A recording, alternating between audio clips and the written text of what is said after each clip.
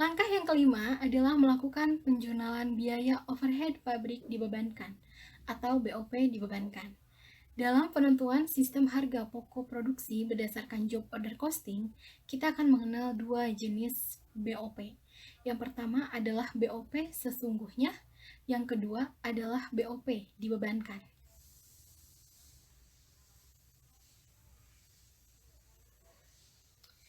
BOP sesungguhnya adalah BOP yang benar-benar terjadi, sedangkan BOP dibebankan adalah BOP dengan menggunakan tarif yang ditentukan di muka. BOP sesungguhnya sulit diterapkan disebabkan adanya kendala-kendala seperti jumlahnya baru dapat diketahui pada akhir tahun, kemudian adanya fluktuasi BOP karena jenis biaya tertentu hanya terjadi pada satu periode, kemudian sulit menelusuri BOP kepesanan atau produk tertentu. Oke, singkatnya begini. Biaya-biaya yang terjadi dalam proses produksi itu tidak sama waktu periodenya. Misal, penggunaan bahan penolong. Karena bahan penolong sudah tersedia, maka BOP-nya sudah bisa diakui jadi BOP sesungguhnya. BOP sesungguhnya itu adalah biaya-biaya overhead yang terjadi secara real gitu. Biayanya terjadi real pada hari itu juga. Misalnya kayak penggunaan bahan penolong, udah ada bahannya gitu. Jadi kita bisa hitung karena si bahannya sudah ada gitu. Pun dengan gaji mandor pabrik, sudah kita bayarkan nih gaji mandor pabriknya berapa, maka kita sudah bisa mengakui sebagai BOP sesungguhnya. Nah, bagaimana dengan pembayaran listrik, pengakuan biaya penyusutan mesin, pemeliharaan mesin, itu kan tidak dalam periode yang sama.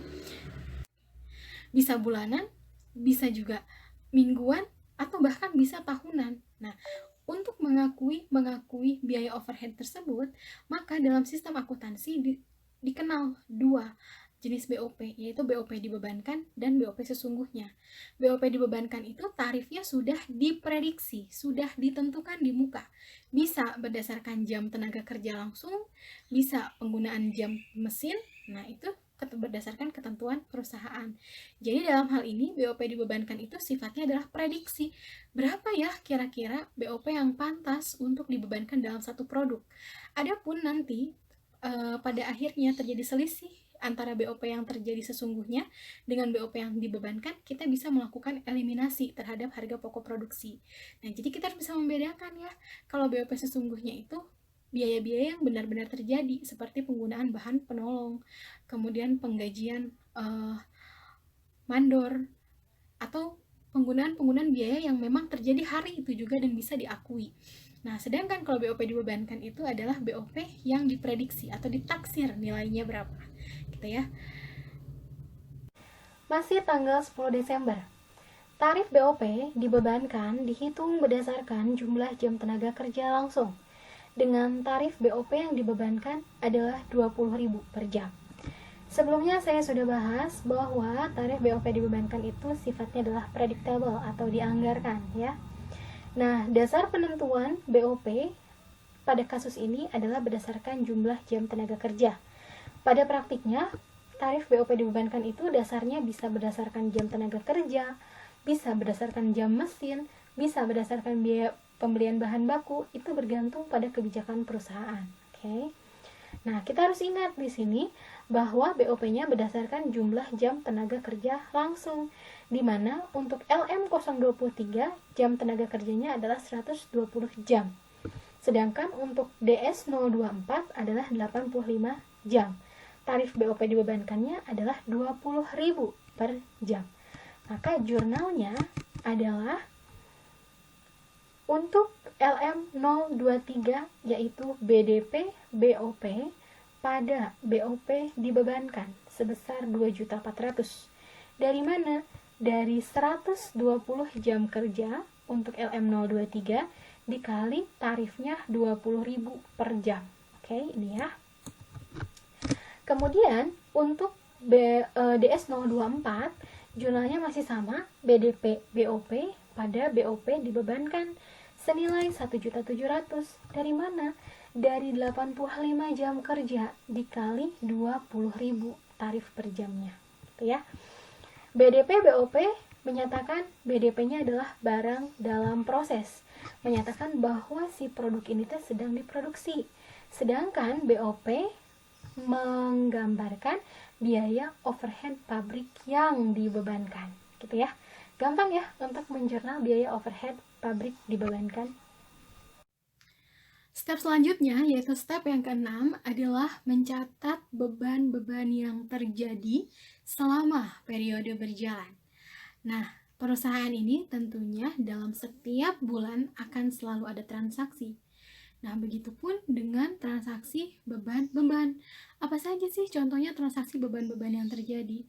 Bisa beban listrik, bisa beban telepon, bisa beban PDAM atau air, kemudian juga bisa beban penyusutan, kemudian bisa beban penghapusan piutang. Masih banyak beban-beban yang terjadi pada suatu perusahaan. Yang harus kita ingat, kita harus bisa mengelompokkan mana kelompok beban yang masuk biaya produksi. Dalam hal ini berarti kelompok BOP sesungguhnya karena bebannya sudah terjadi. Dan mana kelompok beban-beban yang termasuk pada biaya non-produksi. Contoh biaya penyusutan. Biaya penyusutan itu mungkin saja bisa menjadi biaya produksi, bisa menjadi biaya non-produksi. Contohnya adalah biaya penyusunan mesin produksi. Judulnya sudah ada mesin produksi, sudah berarti itu masuk ke BOP.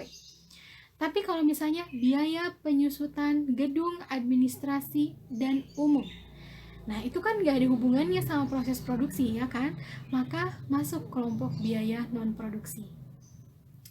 Langkah yang paling gampang menentukan suatu biaya akan diakui sebagai biaya overhead adalah dalam satu akun transaksi itu akan ada judul produk, produksi, manufaktur, atau pabrik. Contoh, biaya asuransi pabrik atau biaya asuransi gedung produksi. Nah, ada ya judul belakangnya manufaktur, pabrik, produksi, atau apalagi tadi? Pabrik, manufaktur, produksi, ya pokoknya yang ada judul-judul itu, maka diakui sebagai biaya overhead pabrik. Oke, gimana cara menjurnalnya? Kita lihat ke soal. Tanggal 20 Desember, perusahaan membayar rekening listrik sebesar 750.000, sewa gedung produksi sebesar 1.500.000, dan biaya rekening telepon sebesar 550.000. Pembayaran rekening listrik dan rekening telepon dalam hal ini asumsinya adalah milik divisi produksi. Oke, dengan demikian dari ketiga biaya ini bisa kita akui sebagai BOP sesungguhnya. Bagaimana cara menjurnalnya? Menjurnal beban-beban yang terjadi selama periode berjalan, akun debit adalah BOP sesungguhnya. Akun kredit yang pertama adalah beban listrik pabrik sebesar 750.000, kemudian beban sewa gedung produksi sebesar 1.500.000 dan beban telepon pabrik sebesar 550.000.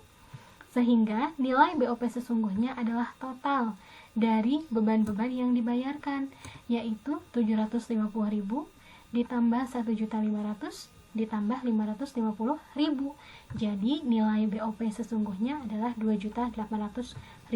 Kenapa diakui BOP sesungguhnya? Ya karena memang beban-beban ini dipakai untuk divisi produksi dan beban ini sudah terjadi. Jadi begitu terjadi transaksi kita langsung bayar. Jadi bisa diakui sebagai BOP sesungguhnya, bukan BOP dibebankan karena biayanya sudah terjadi dan juga sudah dikeluarkan, gitu ya. Oke, next step yaitu langkah yang ketujuh adalah menutup jurnal BOP dibebankan terhadap BOP sesungguhnya. Ya. Di akhir bulan tentunya perusahaan akan melakukan akumulasi biaya, akan menghitung berapa total BOP sesungguhnya dan akan membandingkan dengan berapa nilai BOP dibebankan. Jika nilai BOP dibebankan sama dengan BOP sesungguhnya, maka tidak perlu ada jurnal penutup. Lain halnya, jika BOP dibebankan ternyata lebih besar atau lebih kecil dengan BOP sesungguhnya, maka diperlukan jurnal penutup. Kan biaya yang terjadi secara real adalah BOP sesungguhnya. BOP dibebankan mah hanya sifatnya prediksi. Nah, jadi yang harus diakui adalah BOP yang sesungguhnya. Maka dari itu kita perlu menutup berapa BOP yang dibebankan terhadap BOP sesungguhnya. Nah, metode menutup BOP dibebankan ke BOP sesungguhnya ini banyak, ada beberapa jenis metode ya. Tapi yang paling sering digunakan adalah menutup BOP dibebankan pada BOP sesungguhnya dengan menggunakan akun harga pokok produksi. Jadi nanti selisih dari BOP dibebankan dan BOP sesungguhnya itu bisa dimasukkan di harga pokok produksi. Maka dari itu, posisi harga pokok produksi ini sifatnya opsional. Bisa jadi di debit, bisa jadi di kredit. Kita lihat bagaimana perhitungan soalnya ya. Nah, langkah pertama dalam menutup jurnal BOP dibebankan terhadap BOP sesungguhnya adalah kita harus melakukan perhitungan berapa total BOP sesungguhnya dan berapa total BOP dibebankan dari transaksi-transaksi sebelumnya. Saya berikan warna-warna merah untuk BOP sesungguhnya ya. BOP sesungguhnya ini timbul pada tanggal 2 Desember pada saat pemakaian bahan penolong. Kemudian tanggal 10 Desember pada saat membayar gaji dan upah.